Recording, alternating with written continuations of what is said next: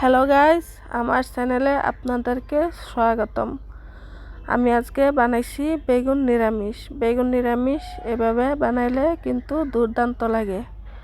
তো চলুন দেখায় আমি কিভাবে বানাইলাম বেগুন নিরামিষ। আমি বেগুন নিরামিষ বানানোর জন্য নিয়ে নিছি একটা লম্বা সাইজের কালো বেগুন। আমি বেগুনটাকে লম্বা লম্বা করে ফেলে নিতেছি। এই বেগুন নিরামিষটা কিন্তু ভাতের সাথে বা রুটি পরোটার সাথে খেতে মজাদার লাগে। বন্ধুরা, আমার চ্যানেলে নতুন হয়ে থাকলে তো আমার চ্যানেলটি সাবস্ক্রাইব করে দিবেন, আর না হলে ফেসবুকে দেখে থাকলে আমার ভিডিওতে একটা শেয়ার দিয়ে দিবেন। আমি এখানে বেগুনটাকে মিহি মিহি করে ফেলে নিতেছি। যেহেতু লম্বা সাইজের বেগুন নিয়ে নিছি, আপনারা চাইলে ডাটির সহিতে কিন্তু ফেলে নিতে পারেন। আমি কিন্তু ডাটির সহিতে ফেলে নেই নাই, আমি ডাটিটা ফেলে দিয়েছি। আর এখানে আমি বেগুনটাকে দিয়ে দিছি পানির মধ্যে। এবার পানির মধ্যে দিয়ে ভালো করে ধুয়ে পরিষ্কার করে নিব। এবার বেগুনটাকে আমি একটা থালার মধ্যে করে তুলে রাখবো।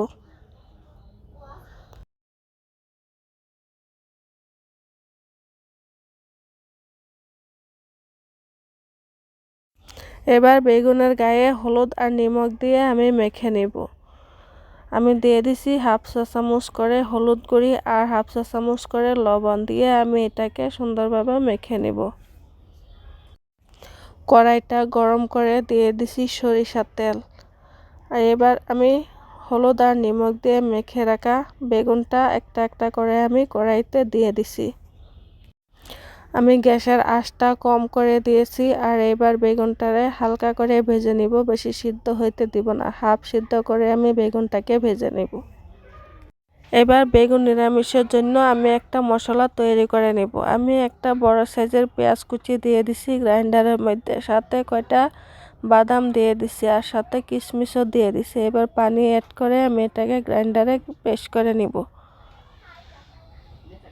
আমি এখানে পেস্ট করে নিছি। এদিকে কিন্তু বেগুনটা হালকা ভাজা হয়ে গেছে। এবার আমি উল্টিয়ে পাল্টিয়ে বেগুনটাকে তুলে রাখবো।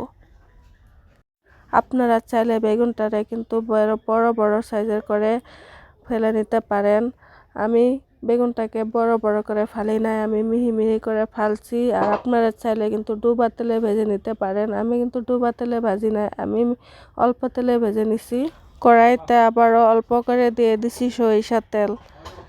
ফোড়নে দিয়ে দিছি কালো জিরা আর সাথে মেথি। কালো জিরা আর মেথিটাকে এবার আমি সুন্দরভাবে ভেজে নেব।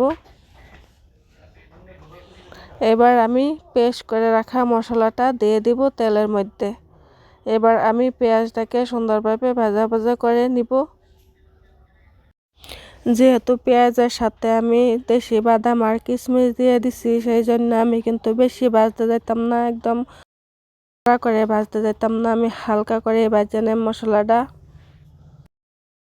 মশলাটা ভাজা হয়ে গেছে। এবার উপর দিয়ে দিয়ে দিব 1 চামচ মরিচ গুঁড়ি, ঝালের জন্য হাফ চামচের তো কম করে দিয়ে দিছি হলুদ গুঁড়ি, আর হাফ চামচ দিয়ে দিছি জিরার গুঁড়ি, আর স্বাদ মতো লবণ দিয়ে আমি মশলাটাকে মিশিয়ে নিতেছি। গ্যাসের আঁচটা কম করে আমি হালকাভাবে লাড়িয়ে চাড়িয়ে আমি মশলাটা একসাথে মিশিয়ে নিতেছি।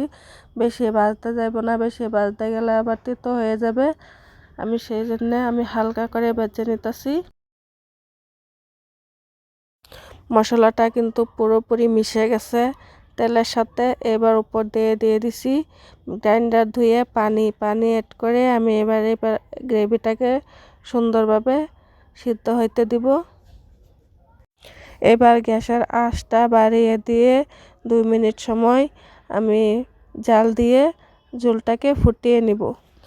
গ্রেভিটা কিন্তু পুরোপুরি হয়ে গেছে। এবার দিয়ে দিব ভেজে রাখা বেগুনটা, আমি গ্রেভির মধ্যে একটা একটা করে দিয়ে দিব। বেগুনটা দিয়ে কিন্তু উপর দিয়ে অল্প করে চিনি দিয়ে দিতে হয়। চিনি দিয়ে দিলে কিন্তু বেগুনটা একদম সফট বা নরম হয়ে যায়। গ্যাসের আঁচটা কম করে আমি বেগুনটাকে গ্রেভির সঙ্গে ফুটিয়ে নিতে হবে।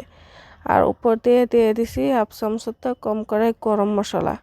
এবার আমি অল্প লাড়িয়ে চাড়িয়ে বেগুনটাকে গ্রেভির সাথে মিশিয়ে নেব। এবার কিন্তু গ্রেভিটা সুন্দরভাবে হয়ে গেছে, বেগুন নিরামিষটাও কিন্তু এবার সুন্দরভাবে হয়ে গেছে। এবার আমি গ্যাসের ফ্লেমটা অফ করে দিব।